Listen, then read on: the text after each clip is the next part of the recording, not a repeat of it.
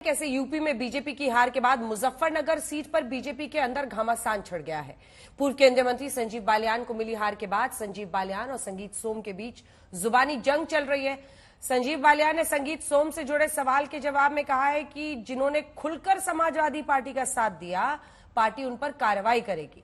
वहीं संगीत सोम कह रहे हैं कि वो हार का ठीकरा उन पर ना फोड़े। स्पेशल रिपोर्ट देखिए।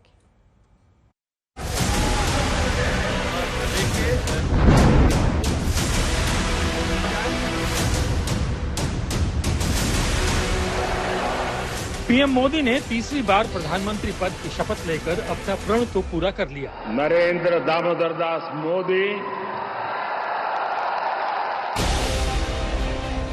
लेकिन यूपी में बीजेपी को जो झटका लगा है, उसके बाद घर में ही घमासान छिड़ गया है।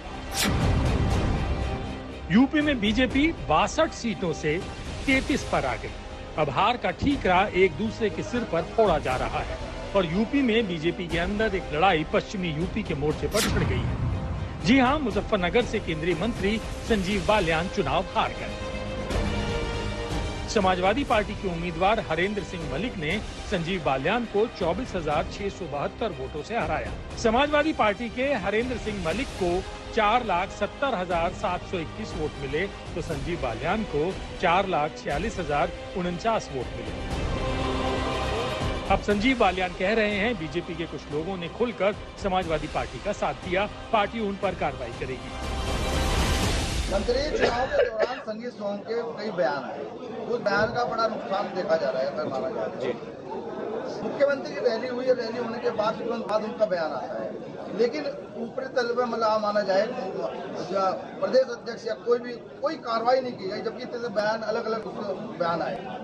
हाँ, मैं उम्मीद करता हूँ कि कार्रवाई होनी चाहिए थी और आगे भी उम्मीद रखूंगा अपनी पार्टी से कि जो बिल्कुल खुले तौर पर जिन्हें समाजवादी पार्टी का चुनाव लड़ा है और यहाँ बड़ी पोजीशन लिए हुए हैं और सरकारी सुविधाएं भी ले रहे हैं, तो कृपया करके पार्टी, मेरा निवेदन रहेगा, पार्टी इस पर शायद ध्यान देगी और कार्रवाई देगी। क्योंकि संजीव बालियान ने संगीत सोम से जुड़े सवाल पर ये जवाब दिया, इसके बाद संगीत सोम भड़क गए हैं और उन्होंने भी प्रेस कॉन्फ्रेंस करके बालियान पर अपनी भड़ास निकाल दी।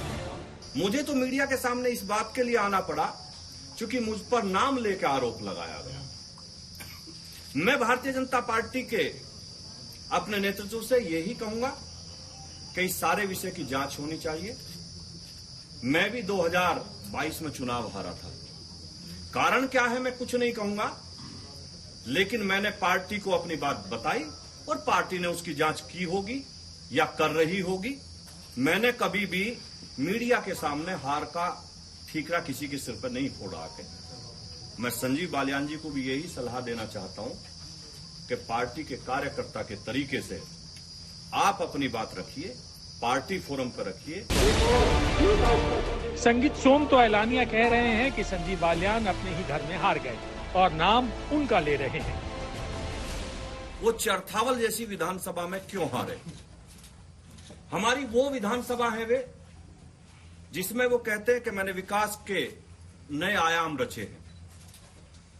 मुजफ्फरनगर विधानसभा हमारी ऐसी विधानसभा है भारतीय जनता पार्टी की, जिस विधानसभा को विपरीत परिस्थितियों में भी भारतीय जनता पार्टी 30 से 40 हजार वोटों के मार्जिन से जीतती है।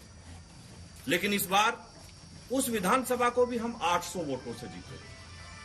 खतौली विधानसभा हमारी ऐसी विधानसभा है जिसे 30 से 40 हजार मार्जिन से पार्टी जीतती है।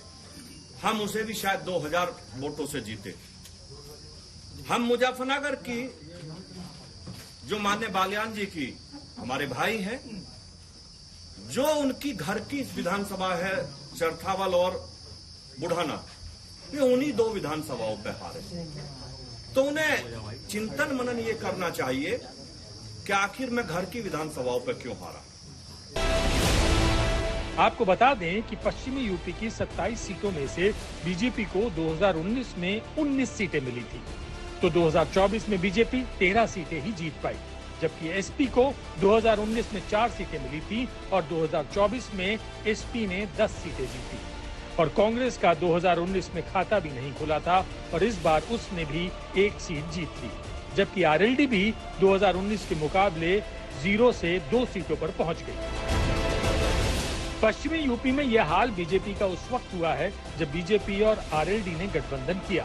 अब 2 सीटें जीतकर जयंत चौधरी तो मंत्री बनने का मजा ले रहे हैं और मुजफ्फरनगर सीट पर हारे संजीव बालियान अपनी हार के अलग अलग कारण गिना रहे हैं। जी, इस चुनाव में कमी कहाँ मान रहे हैं आप, कहाँ चूक हुई? मैंने अभी बताया था, मुस्लिम मतों का ध्रुवीकरण और हिंदू जातियों में बिखराव। हिंदुओं की वोटिंग परसेंटेज कम, मुस्लिम की वोटिंग परसेंटेज ज्यादा है। इस चुनाव में मुख्य रूप से हार का आधार रहा। अब संगीत सोम और संजीव बालियान के बीच एक जंग सी छिड़ी है। आरोपों की तलवारें तनी हुई है। आपको बता दें कि संगीत सोम बीजेपी के फायर ब्रांड और हिंदूवादी नेता माने जाते हैं। मेरठ की सरधना विधानसभा से विधायक रह चुके हैं और आज वो अपने ऊपर लगे आरोपों पर सफाई पेश कर रहे हैं। आज तक ब्यूरो।